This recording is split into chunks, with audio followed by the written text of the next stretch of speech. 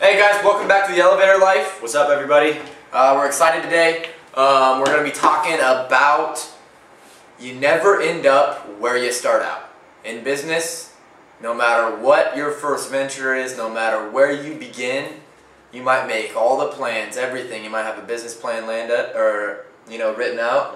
It's not going to be where you end up. Things are always changing, right? Yeah, it's always different than what you expect. Perfectly written, executed plan, everything to the T. One little mistake in the beginning or on the tail end will throw everything out the window. Yeah, it was kind of funny. I was looking at a picture of our wines. We were at one of our first big wine events a year ago, actually, like pretty close to now, a year ago. And I think we had 6 wines on display. And it made me laugh because not one of them is in our portfolio today. Everything has changed. And that just got me thinking again about where you end up is never where you thought you were going. Okay. Yeah, if you look at the progression of our portfolio from where it was, and I mean we're going to talk about it a lot more, but it's pretty mind-boggling to see. I mean, it's been nearly a year, a good amount of time, not in the grand scheme of things, but personally, but it has just been changing very quickly for us, on a frequent basis. Exactly.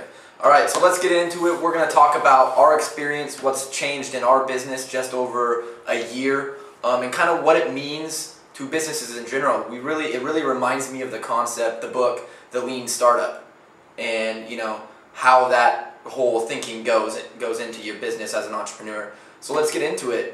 You want to tell them about wine, how we got started? Yeah, sure. Well, real quick backstory, it's in our book as well. We were asked to bring over American wines, and we thought, yeah, we can do that, of course, and we kind of went for everything we could. We had people based in California, Oregon, and Washington.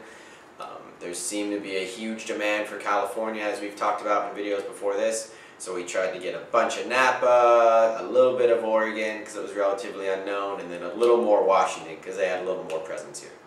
Exactly.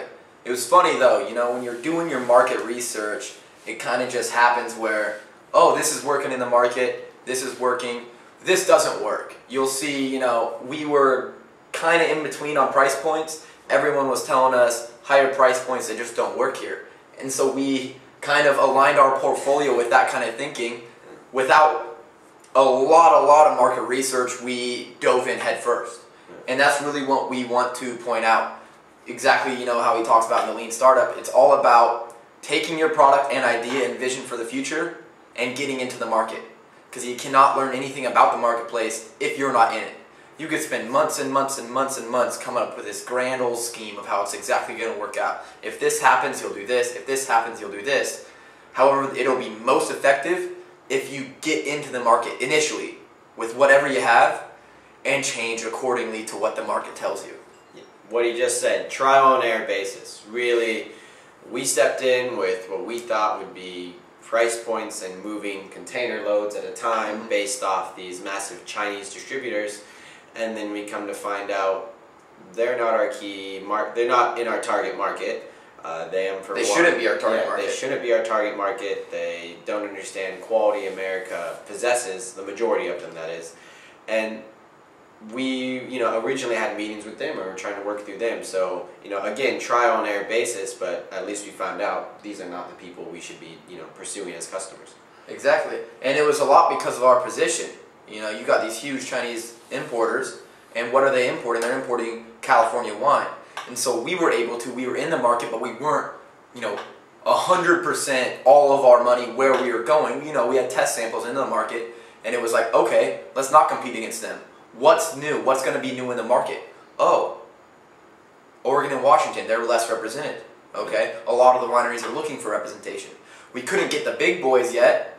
We couldn't get the very famous wineries even from those regions because we had no experience. Okay, and so we took what we did, we put together a portfolio and came into the market in a place we thought we could attack. But it even changed from there, right? Yeah, exactly. I mean, coming into the market, it helped. I'm from Oregon, Tim's from Washington, as you know. And it helped coming in, people, new products, new wines, new world wines, new regions, something that's not a lot of people have access to yet.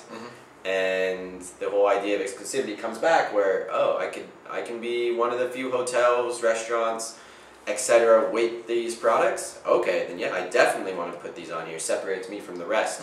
And so yeah, even some of the lower, lesser known brands were able to get to be placed here in very high-ranking establishments throughout the city. Yeah, it was funny kind of for me to look back on it, because even as a group, our vision was completely different than what it is now. We were, again, focusing on those regions, but we hadn't specified it down to what we were going to bring in, what was going to be our focus. People had always told us Cab Savs work really well here, but Pinot Noirs don't.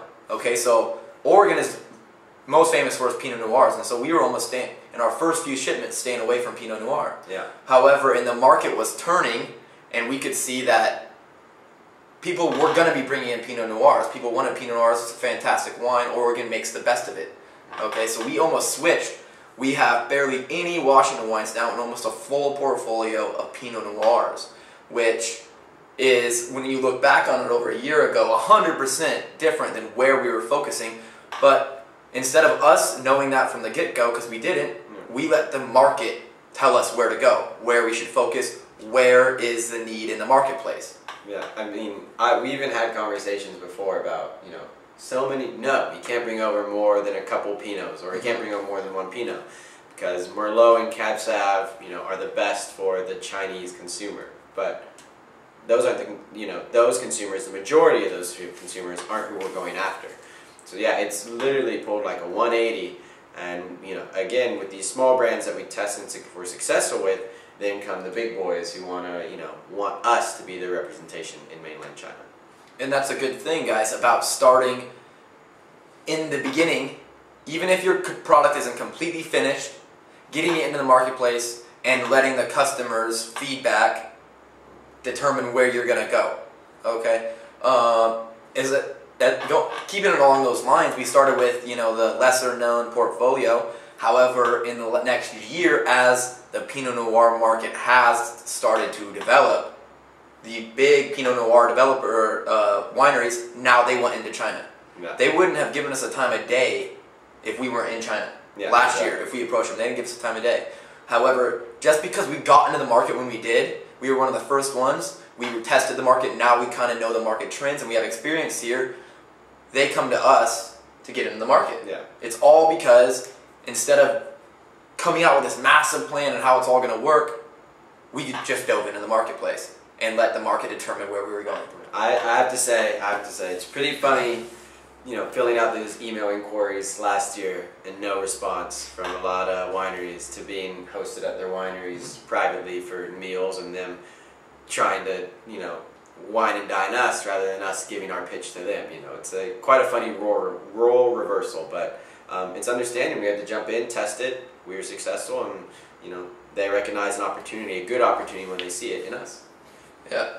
I guess, guys, what we're trying to get at in the overall scheme of things, what you got to do is you got to start something. Okay? The vision is the beginning. You got to, you know, you have your vision, that's your overall game plan, but you don't need to spend all your time coming up with a perfect 100-page business plan, because that, in theory, or in the real world, that's not going to make any difference whether you fail or don't. Okay? Yeah. Things are going to change. Most important thing is to start. Get in the marketplace. Okay? If you can manage it correctly and you can be aware of what is happening to your products, listen to your customers, that is what's going to tell you where the correct place to take it in the future is. So the most important thing we're getting at is you got to start. You got to start somewhere. Yeah, it's never going to be like you thought it would be. I mean, this is in all kinds of business. Online, e-commerce, if you will, selling products, exporting.